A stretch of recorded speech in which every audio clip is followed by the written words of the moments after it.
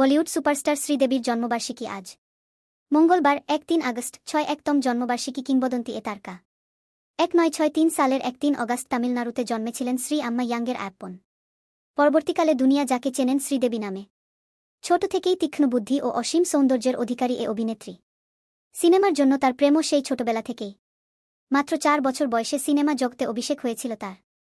অভিনয় চর্চার পাশাপাশি একাধিক দক্ষিণ ভারতীয় ভাষা শিখেছিলেন শ্রীদেবী, যা পরবর্তীকালে দক্ষিণ ভারতে তার অভিনয়ের দরজা খুলে দিয়েছিল।